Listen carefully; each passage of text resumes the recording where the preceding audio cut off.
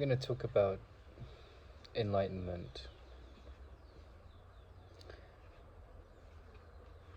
There's 4 chapters in the Yoga Sutras, and the first chapter is what is money? The second chapter is how do you make it? The third chapter is what are the things you can spend money on?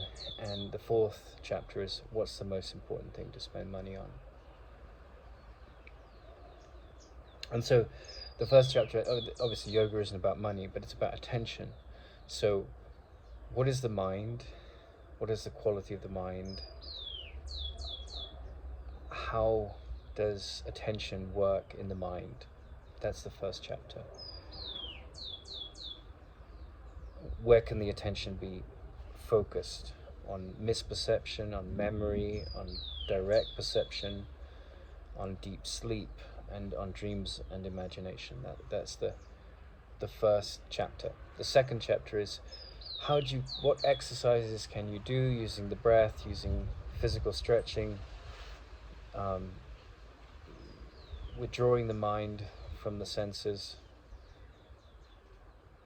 careful meditation, concentration. What can you do to focus the mind, to focus that attention on the thing that's really important? Now the third chapter is what are the powers that come to us from a very powerful, focused mind? And the fourth chapter is putting all those psychic powers that can come from walking on water, making yourself very big, making yourself very small, being invisible, telepathy, omnipotence, omnipresence, all the things that consciousness can shipshape and use, those powers. Aside from all that, what's the most fundamental focus? What's the most important thing to invest your money / attention in? And that's called Kaivalya, or enlightenment, or liberation. And so, as you go through life and you have all these experiences, you have a certain maturity that comes with time, and that maturity is a mixture of whatever your responsibilities are in the world, and then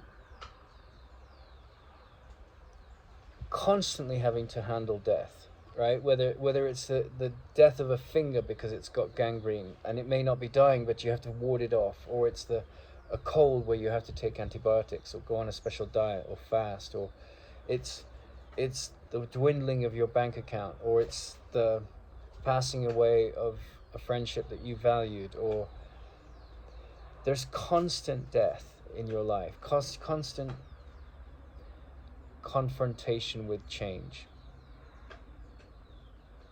And so there are dreams to have a family, there are dreams to have a really lovely physical relationship with an intimate partner, there are dreams to get away from a partner that's become difficult, there are dreams to see your child flourish in university, there are dreams to be rich. And all of these things happen in the world, and they're perfectly okay. There's also dreams to do great harm. There's people that want to murder, and there's people that want to get angry. But this central sense of things dying, falling apart, this sense of the transient, I think after a certain intensity of this, certain repetition of sorrow and grief and sadness and loss, because you get to have this beautiful, pleasurable relationship with your wife or husband, and then they cheat on someone, or they die, or they lose interest in you, or you lose interest in them, or they get old and die, and everything has a death. Everything has a sell-by date that comes along with it. And so I think the mature mind starts to question this fourth chapter, I can have all these powers that allow me to decorate a prison, but the prison is this. I'm not saying the world can't be a very happy place. In fact, for certain people, the world is a very happy place, and that happiness is not passing, it's not fleeting. I had a friend who was very advanced, and she was in a car accident, and I asked her, like, because I was kind of shocked to understand her state of mind, and it was such a pleasure to, in the sense of a relief, to meet such a character. And she said, I enjoyed it. You know, she was in a car accident, she enjoyed it. So she lived at the level of cause, right? That didn't mean that, like, you should have to do a huge amount of bureaucracy over something. It wasn't a pain in the ass, but she wasn't letting the externals define her state of mind. And this is really what the fourth chapter is about. It's like you're going to come to this confrontation with your grief and your sorrow and your sense of limitation and lack, and then you're going to get very interested in what real power is. And real power is not having lots of money or being important in the world or being a dictator or being a murderer or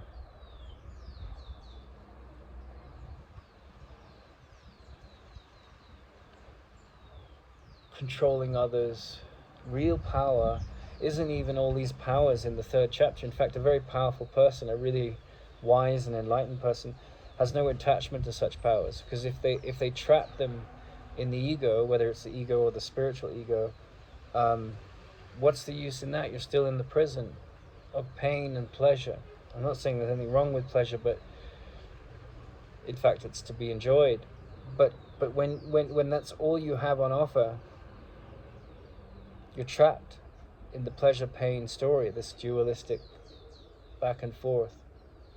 And you go up and down, right? And that's at the level, that's when the mind is just, that's the monkey mind. It's completely trapped in the ego.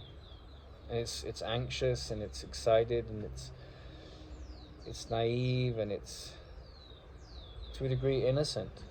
But the real innocence comes in dropping that identity. Allowing yourself to be deceived by the belief that that's what defines you. And then the real power becomes, you know, leaving the prison of all these, like you can be in a prison and decorate it with all these beautiful things and have all these gimmicks and think it's amazing, and all your fellow prisoners think, wow, have you seen his cell? It's like, it's such a impressive place, and you can like go on a roller coaster in there, and you can play loud music, and you can spend money and have all these extreme like experiences of pleasure and pain, and it's great. You're still in a prison. So all the powers in the third chapter, like Ramana Maharshi said, you know, that there's only one power. All the others are lies, you know. And if you have that one power, you have access to all the others, but they're unimportant to you. And that's the power to wake up. So I spent a decade going through the Yoga Sutras, and then I realized that I kind of was lost in a haze in a way, because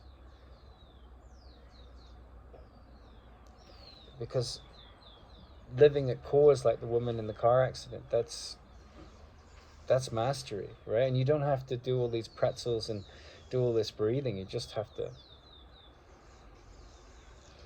see what the mind is, see how it's been hijacked by the ego, and do you pay the hijacker's ransom? In a sense, you don't do that. Do you kill the hijackers? No. There's a beautiful story by George MacDonald, and it's none of those things, but the shadow of the ego follows him through this book, Phantastes, and it gets smaller and smaller and smaller as the illusion of the ego disappears. And that's how the fourth chapter, how liberation happens. You see the world is trapped in a lie, trying, you know, and you see this with psychotherapists. They're trying to fix other people, and often they cause far more mayhem. They put all these labels on them, and it becomes this insane asylum where the insane people are running the insane asylum. And I mean that, like, a lot of psychotherapists are seriously mentally ill. I had a biology teacher friend that had trained to be a psychological nurse, and he just turned around and said, they're navel gazers, and a lot of them are. And I've always been like, I've never sort of played this role of trying to fix anyone. I've never really been a therapist. I've tried and then had to handle all that toxicity that I just pointed at. And Krishnamurti said, beware of those people. And Alan Watts said the same. They get a bit of a power trip and they think they're more sane than others. Well, that's a sure sign they're not, And Richard Alpert, that became Ramdas, he really tapped into this. Now, I'm not saying there aren't good people working in the psychotherapy profession, the social work profession, but oftentimes it's really trying to fix a dysfunctional world in a very pretentious and egotistical way, because real healing happens inwardly, and sometimes people can be very loving and helpful in that way because people are born into very difficult families, and there is a role where such people can be very useful. But what I witnessed studying the Yoga Sutras and studying the Course in Miracles, that you get to a certain understanding of what the mind is, and this up and down of the ego, pleasure, pain, victim, victimizer, right, wrong. And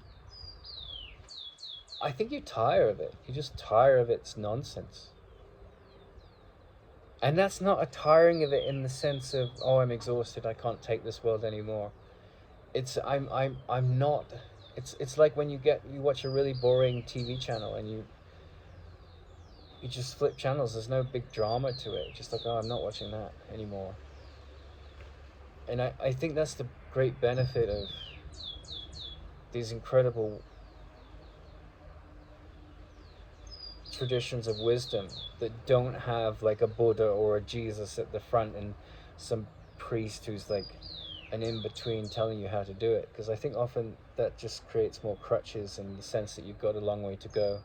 And usually the journey home to sanity is a long journey.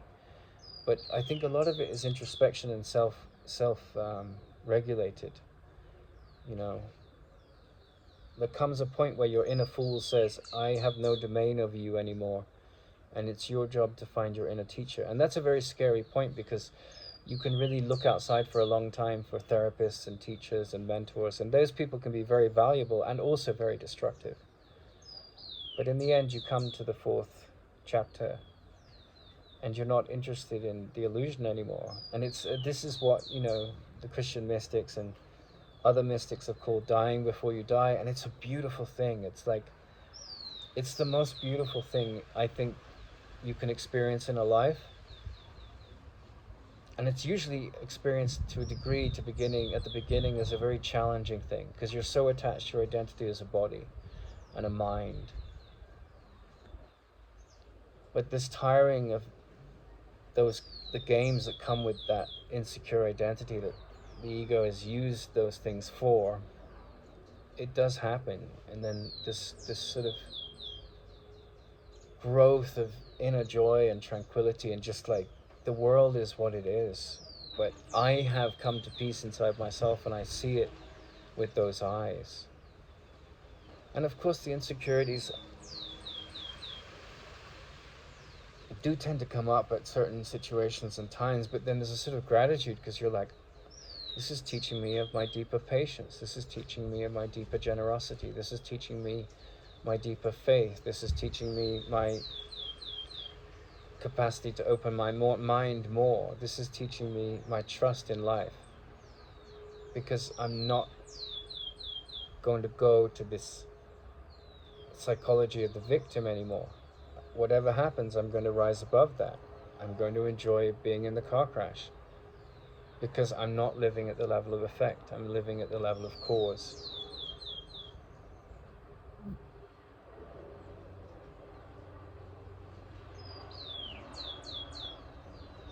And that's why, I spent a decade going through the Yoga Sutras, and then I went on a psychotherapy degree.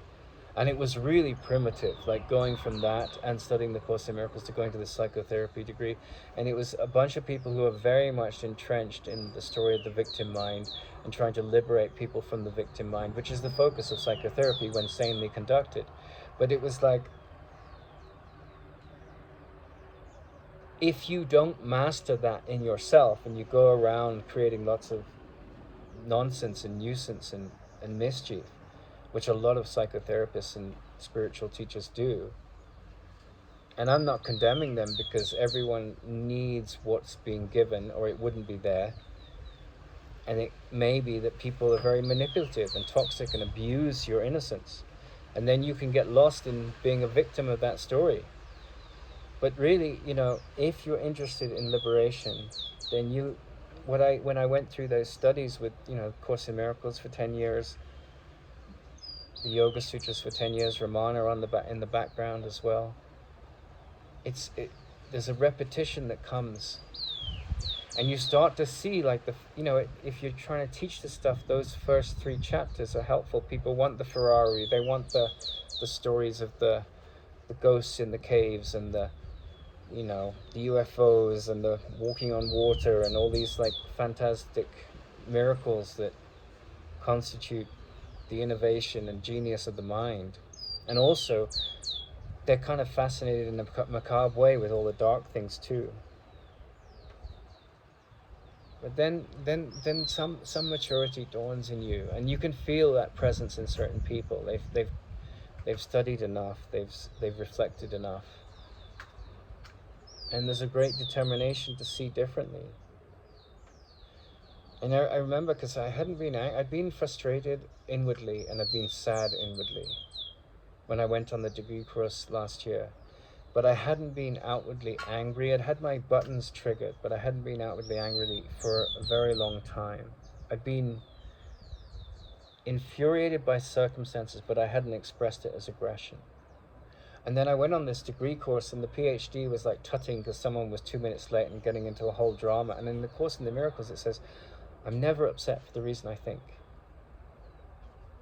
I could see peace instead of this.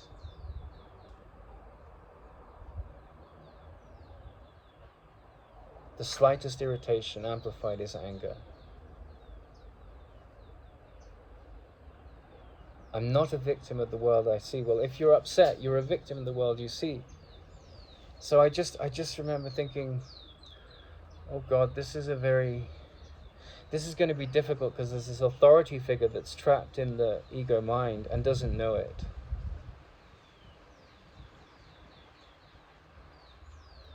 And so if you're trapped there, you're going to find scapegoats, people that don't believe your belief system, that don't fall for the traps of your ego thought system, are going to be very threatening to you.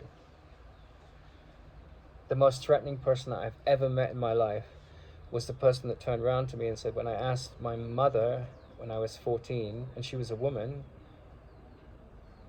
is it strange that I've never experienced anger? That was the most threatening character I've ever met in my life. The most grateful experience to hear that. I have such gratitude to hear that.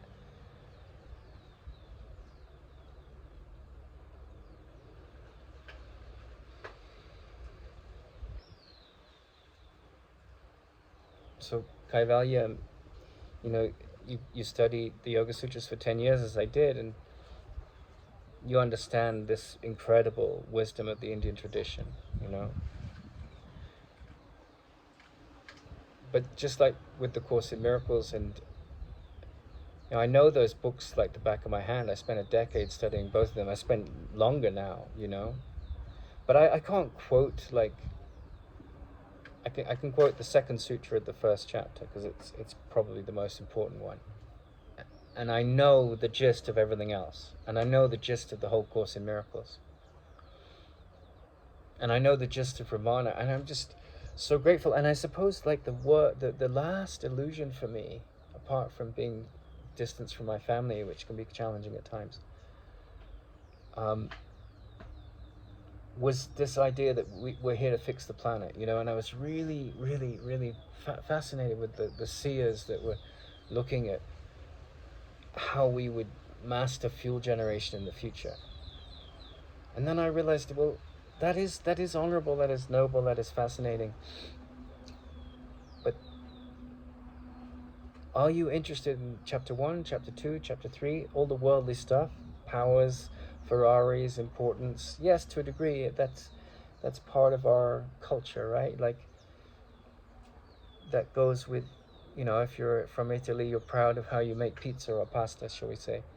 Or the French, like how they make wine, or the Indians, they're proud of their chapatis and their chili sauces and things. That's fine, enjoy your culture, but aside from that, pack up your sorrow, put it in a furnace and burn it up. That's what really matters. Leave the prison of your illusions. Leave the prison of the past.